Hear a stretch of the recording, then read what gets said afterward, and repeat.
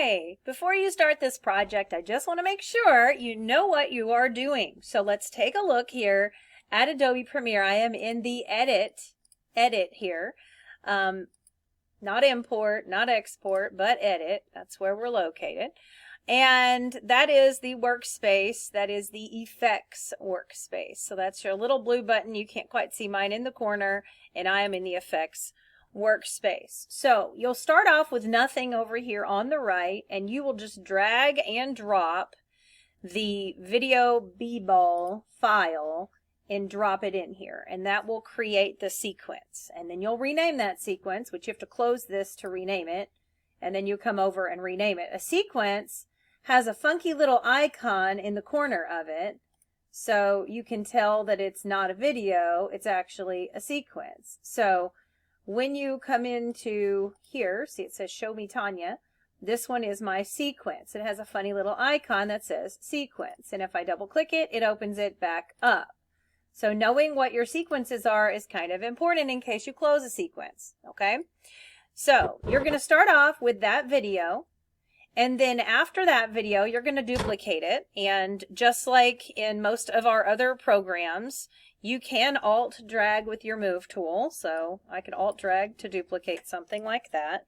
And you can do the same thing with video, or you can copy paste. It doesn't really matter. Okay, so you're going to have it in there twice, and then the second version of it will play in reverse. So when it gets to the end, it now plays again, but it's playing in reverse. So it looks like it's all one clip, but it's really not because it's playing in reverse. It tells you in the instructions, but you're going to right click and go to speed duration, and then you just check mark reverse speed. Fun fact, this is also how you can make something speed up or slow down by changing that percentage from 100 to something else. All right, after about a second, you're going to drag in this BWNet file. That is this net, this basketball net. It tells you on the instruction to scale, size, and rotate it. And to do that, the easiest way is just to double click it when you get it in there, and then use your effect controls in the top left if you need to. You probably don't need to, but that's where they'll be. And then you can make it bigger, smaller. You can rotate it around. You can move the position, whatever you need to do. Now the rotate one's a little harder to get a hold of. It's the middle one, and then you can turn it from there. Okay, so you're going to position that, and there's no like anything you have to press. Like when you're done, just click off of it, and then you're done with it. So you're going to do that on that one. You're going to add a tint effect to make it a different color so it looks more like a basketball color.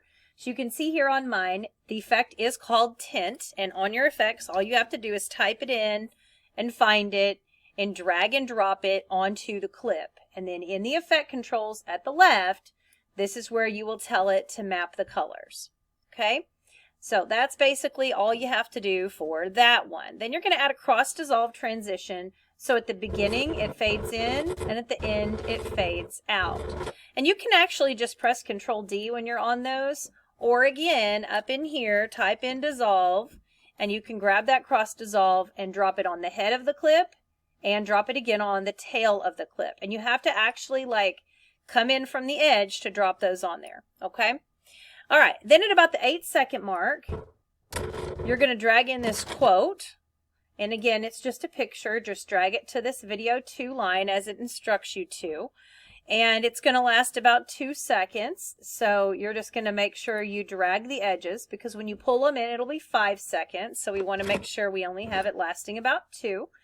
And if you zoom up closer, you can kind of see, but like up here, you can see it's about 8 to 10 seconds in that area. Somewhere in there is fine. And you're going to add a preset. So up here, I'm going to clear this box, and where it says presets, there's a bunch. I have more than you because I have a bunch installed, but there are some called mosaics, and there's a mosaic in and a mosaic out, and once again, you will just drop it onto the front and the bottom, or the tail of the clip. But it doesn't look like a transition because it's a preset. You will see it if you click on it over here on the left in your effect controls, and it has a bunch of keyframes and easing and all this fancy stuff. Don't mess with it. Also, if you mess up with one of these, the easiest thing to do is just to clear it out of effect controls, and then you can try it again or whatever. Okay, effect controls is always going to be the one over here to mess with any of this stuff. Okay, You're going to use the type tool and click in the program monitor. This is the program monitor, which is what previews the timeline. So on this one, you're going to add text. But if you've never done that before, it's really not a big deal. You click on the type tool and you just click in here someplace, and then you start typing. So like there's my name, switch to your move tool just like all the other things. There is an essential graphics panel over here on the right. So if you click on essential graphics, you'll see your name. You'll see the place for the font. There's a slider where this 100 is for the font size, but you can also just grab a hold of it from the corner. All of the buttons that you could need will be over here. Here's the fill color.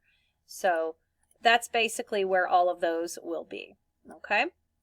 Now I'm going to delete that because I don't need it, but that's what it would do.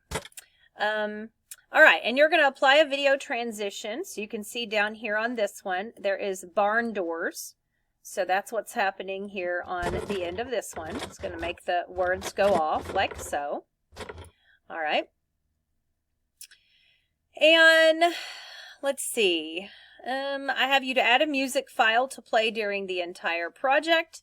So I have that music file dragged down to audio 1. So you just drag it in. It's going to be way too long. So you're going to trim that off using your razor tool, put a clip in it, and then of course just delete the part you don't need by clicking it with the move tool and pressing delete on your keyboard or hitting clear. And then fade your music out. This is a constant gain. Again, that's just an effect. And you can go to constant gain and just drag it in and take care of it that way. So that is basically the gist of this. This is a pretty simple little thing that's going on. Now you'll notice on mine, I have some fancy stuff going on. I actually have my words inside. I have a clip, a clipping mask, for those of you who've had Photoshop, putting a video inside of my words. And this is the video of the guy. In order to do that, that can be done in that Essential Graphics panel. So what I did is I added the video clip in there. So it's just in my graphics panel over here. And there's a little new piece of paper button kind of thing here, and that's how you can add it. And you just go find it on your computer and you add it. And then you create this as a mask. So you'll see here, this is a mask and there's my video. And the button for it is at the bottom where it says mask with text. And that's basically that. So that's pretty cool. That's pretty easy to do. Again, you're just browsing with the little white piece of paper button to add that extra file in there.